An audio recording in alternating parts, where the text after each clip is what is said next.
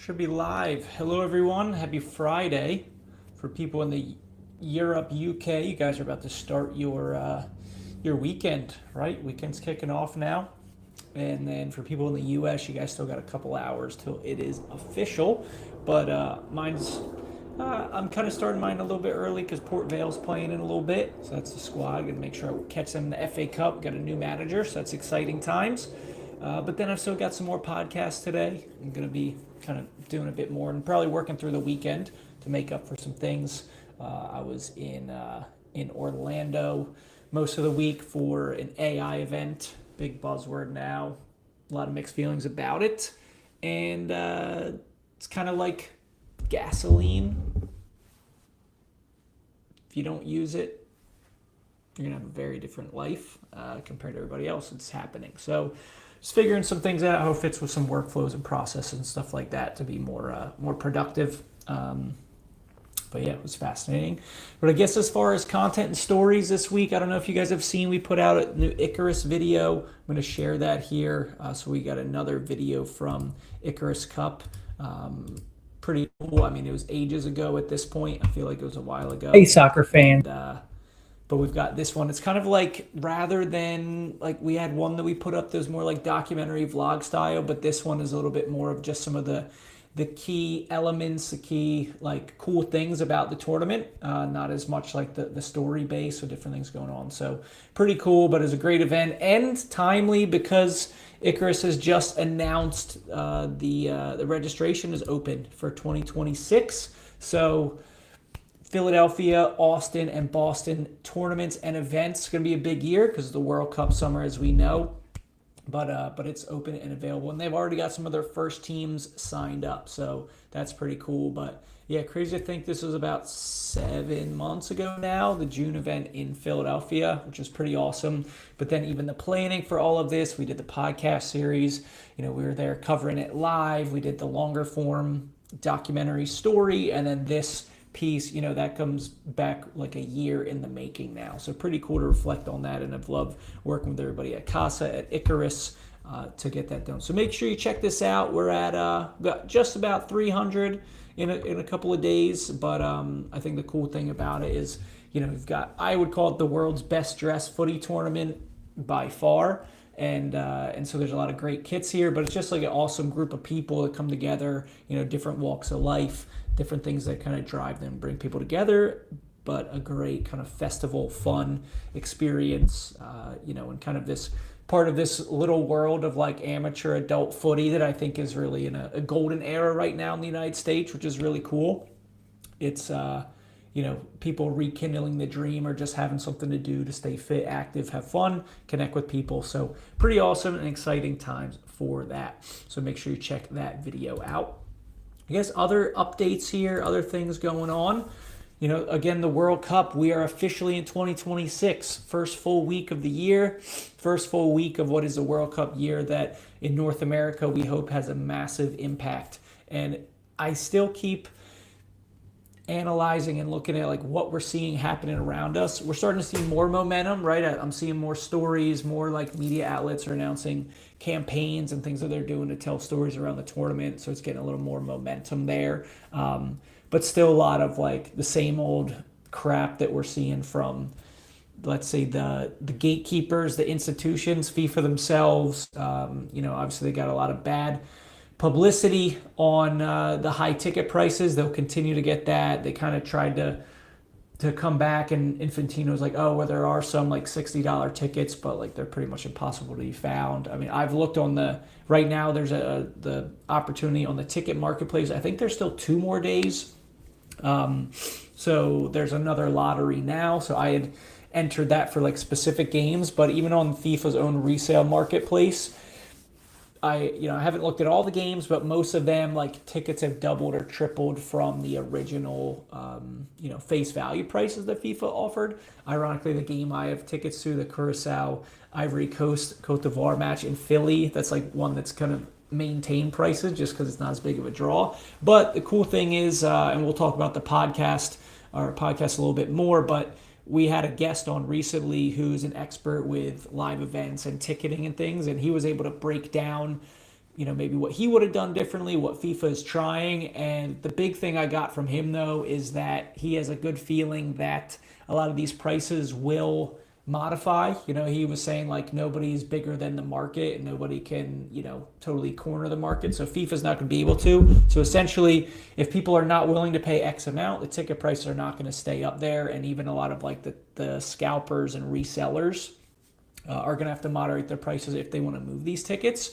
So he was saying, particularly in March, once we know all of the teams that are going to be qualified, and then I think by like April, May, FIFA will be done all its different ticketing schemes and things like that. So there should be, what I'm hearing is there's some light at the end of the tunnel for fans. Obviously, it's still not going to be like accessible to any fan, but it's going to be, not at a level where it's going to completely crush your financial status or be a big stretch for some matches. I think still like the top 10 to dozen teams are still going to be like really marquee matchups. So if you have tickets for any of those, or try to get them, if you can, through like the current FIFA lottery, where you can like say you'll pay face value at whatever given category for a given game.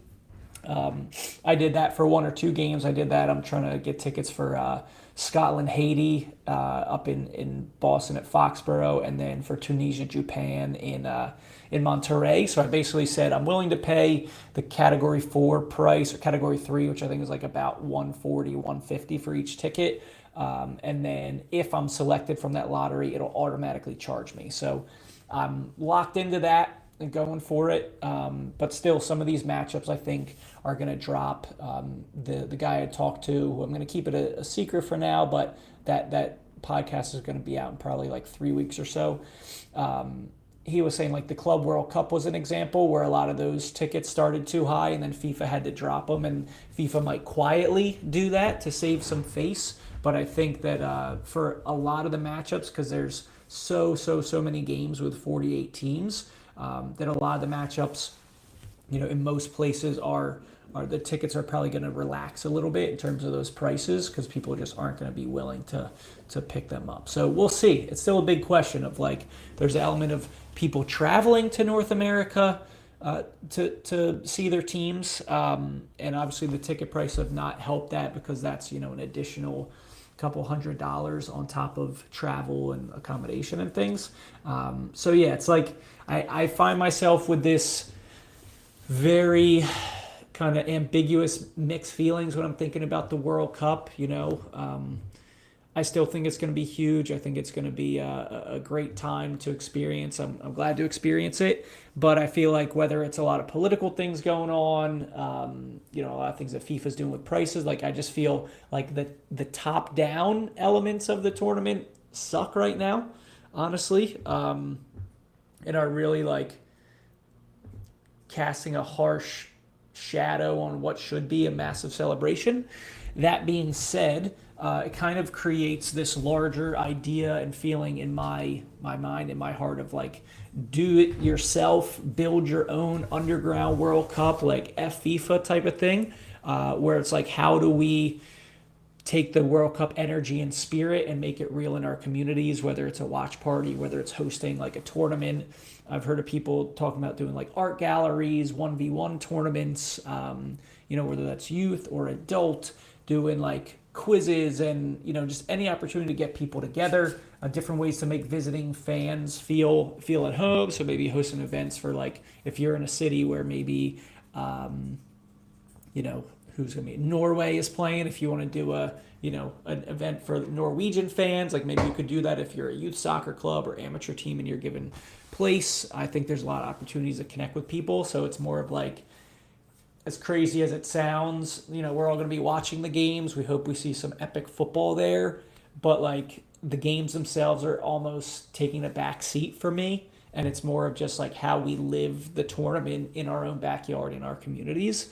That's more of the exciting piece to me that I'm thinking about. So as we're doing our road trip to the World Cup series, which I'm actually kind of thinking of changing the name of that project, but it's the same feeling of like, how do we kind of come together around the game? How do we How do we just like create moments and spaces to share joy and what we love about it? Because we know, football is nothing without the fans. So that's kind of been more in my mind of like, how do we tell some of those stories that isn't just going to a match? I hope to do some match day vlogs and have some partnerships for that. But I think more than anything, it's like what's going to be happening outside the stadiums or in a, when Morocco is playing in a local Moroccan restaurant near you, or when Mexico is playing, rocking up somewhere where they're serving, tacos and pozole and like different things. So I think that's kind of what's more front of my mind there when it comes to currently where we're at with the World Cup. So it's just like we've got roughly 6 months, almost 6 months to the day. That's going to pass by in the blink of an eye. So just start to connect with people in your area. If you have the passion for the game, do you know somebody who's got somewhere with food, with drinks that could host? Do you know somebody who's into music, whether it's a DJ or a band? You bring that element together. Do you have connections to local people in soccer, different clubs, teams, whether it's schools or colleges? Like, how can you bring different pieces together to, sure, it's, we're going to watch France versus Norway, but like it's about us coming together, in our place, or maybe doing a little tournament or something. I feel like that's going to be the piece that's going to be key, because going to matches is just not a reality for like a huge majority of fans right now, which again really sucks. And a lot of people aren't maybe feeling welcome, and there's a lot of nasty stuff going on like that is kind of bucking against that. But like, I think we just got to take it in our own hands. So that's something I've been thinking about a lot. As far as that project, we are doing the road trip to the World Cup in those series. I'm currently editing the New York, New Jersey one, which has been really awesome to go look through all of that footage. I was there for like 5-6 days in September. And so digging back into all of that has been amazing. And looking at how we're going to present that, we've got a piece of history of the game in New York is just crazy. Pretty much every team and legend has come through there at some point, whether it's just a friendly or exhibition match or something longer term. So many like old historic clubs. There's a huge grassroots element. We're looking at a lot of like adult teams, schools, universities. I went to a St. John's game. I interviewed Kim Wyatt, coach at NYU, was at St. Benedict's Prep. So there's like a school element to it. Fan piece, went to NYCFC game. Even the St. John's game was cool to see the fan element there at a college level. So putting that together, and then we're going to release that instead of like one huge documentary. I'm taking a different approach here. We're going to release it in like a series of installments probably at the same time, honestly, but instead of like one, hour and a half long thing, we're going to do like 20 minutes or whatever, kind of break it down. So that's kind of my question right now. I'm putting the B-roll together. I've got kind of like the core, the meat and potatoes of everything, and then just looking at how we structure and kind of like interweave everything, which is always a big part of the process. But it's getting to the fun stage now, like the early part of editing, the initial stuff, getting the transcripts and kind of picking what I want and what I don't want is the more like difficult part, but now it's like starting to create the pictures and the images around it, which is exciting. So hoping to be done that and definitely within January and have that out, and then we'll keep rolling. That it would be number 3 of the 16 cities. Again, I've been to 8 and I've finished the filming for 8 of the 16 host cities, and then looking at Midwest, West Coast, and Canada for the rest of this year. So that'll be coming in the spring, but very excited. I'm just trying to really keep myself locked in because there's so many awesome stories. There's so many things that like excite me and kind of like create little light bulbs in my mind on a daily basis between this project and the podcast as well. So I'm just trying to like kind of stay focused and keep the horse blinders on.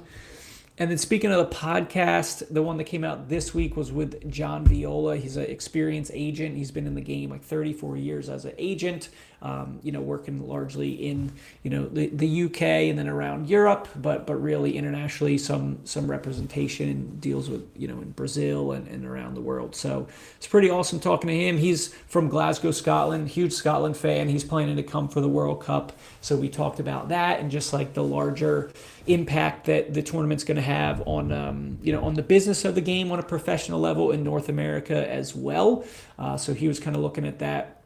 although he's represented people like Luis Figo and Roberto Carlos in the past, Chris Sutton, a lot of other big names, whether it's contract deals or like commercial deals. Now a lot of what he does is like educating people who want to become agents, and that was kind of the interesting part of the conversation because one, I think agents in general get like a bad rap, right? And we come back to this theme of the game is gone, or what does the game mean? And we can look at like these crazy transfer fees and things like that.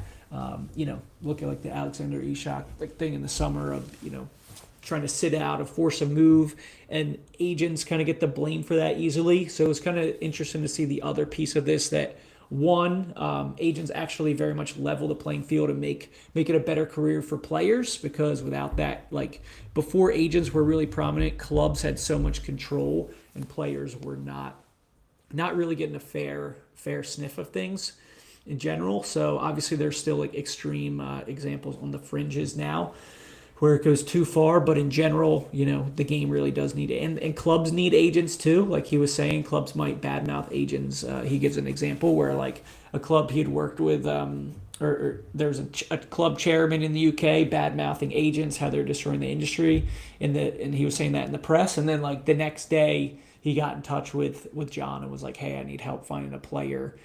So it shows that like agents are needed by clubs as well to help find the right fit or just structure deals and things.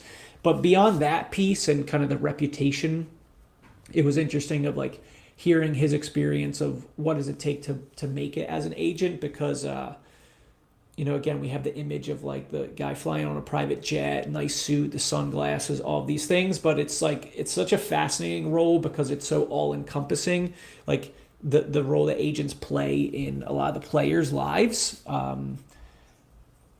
in just like helping any part of their life, or like not only just helping an engineer and get like a deal to a club that's a better fit, but then it's like helping them get settled in that area. He shared a really good story. We're actually putting it on, it's going to come out as just like a shorter clip on our Because Football podcast YouTube channel. So it's a separate one. I might be able to link that actually.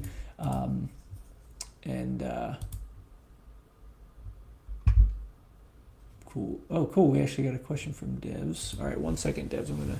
All right, advice on tech and things. All right, give me 1 second, Devs. Just going to wrap up this thought on the podcast with John Viola. Yeah, so that's going to go up. But he shared this story of like he had helped a player get a deal to a club in Russia like years ago. That was the first time he had done that, of getting someone in the Russian market. And they did the deal. That's all like figured out, and then his player's like, I have no idea how to like set my life up basically. Now what do I do in Russia? So John like called his wife and was like, hey, I think I gotta stay in Russia a little longer. So he ended up spending 2 weeks living with the player, like got an apartment, helped him do utilities, like all this like simple stuff, simple but also challenging because it was like a totally new culture for both of them. But it was like, it shows that the role of an agent goes beyond just like finding the deals and structuring contracts and stuff. It's like really just putting players in the best position to succeed on and off the field. And that I think is fascinating. It comes back to, again, like what the game means and kind of and showing like the pieces that we don't often see or think about. So that's pretty cool. John is a great guest, super lively, super talkative, affable guy. Really enjoyed having him on. So make sure you check that out. That is out. Great story. All right, Devs Football Club. What's up, Devs? Great to meet you. Thanks for popping on here and asking the question. So Devs says, love your videos, man. Really cool vlogs. Looking to do some myself. Any advice also on tech and things? Just start. Don't think too hard. Just start, I guess. I think another one would be being clear on why you want to do it to an extent, and like keeping that front of mind. Because the metrics, like the views and all of that, while it can be really rewarding, pick your platform, whether you want to do long form on YouTube, like I prefer, or you want to do shorter stuff, Instagram, TikTok, like the metrics can become a big distraction. So obviously people want to get a bigger following and we want to do things, but I think going back, I've had a few things go viral. They don't really move the needle that much in terms of like a real community of people you want to connect with. So I think just have an idea of why you want to do it and what your if you really kind of want to stand out, just like what your angle and perspective on the game is. Whether it's like clubs that don't get a lot of attention and you want to go grassroots like that, whether it's like a particular angle you want to focus on, like the story of, going to games and then talk about the story of particular players. Maybe you're into like tactics and you want to go to games and have like the vlog experience, but then like break down some of the match.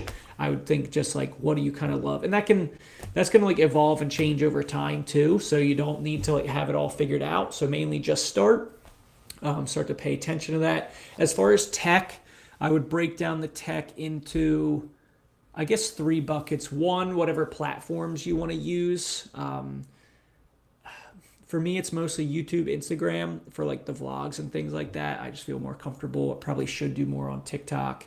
I want to do more lives like this, but I would say maybe pick that platform. And if you want to do shorter or long form, what you want to prioritize, you can obviously do both, but maybe pick one that you feel more comfortable with and put more into that and just see how you could leverage like repurposing that in other ways. Like if you want to do long form, well, how can you make your process so that you can pick like 2 or 3 of the best moments and then put that into a shorter form. I got to wrap up here in a second. In terms of tech, like how you want to edit your editing software, if it's short form, you could do it just within the platforms, but personally, I think I'm more productive on desktop. So it really just depends on you. And then, try different apps, do the free trial, see what works, and try to spend, a couple projects on each. I started with CapCut, which honestly I would still stay with. I was just having tech issues. Now I do Premiere Pro. It's fine, but I'm not even close to hitting the potential of what it can do. So I say just try things, man. Just do it and give it a try. But appreciate you being here. Hopefully that is helpful. But yeah, guys, I kind of just wanted to hop on for like 20, 30 minutes here. We've done that. I'm going to see if I can link. Yeah, let's see here. I'm going to link to the podcast with John that I mentioned. Give me 1 second. I should pull that up here. Let's see. Cool. But yeah, let me know in the chat before we go. What do you guys got going on this weekend? What are you planning to see? What footy are you going to check out? What footy do you want to check out here in Oh, cool, me too. I'm in St. Pete. Yeah, where are you? I don't know if this is, it should be clickable. Oh, okay, cool. I don't know if is this clickable if you try to click the, I don't think you should, we'll probably be able to do the link. So I'm just figuring this out, guys. But yeah, I'll pop it in the chat.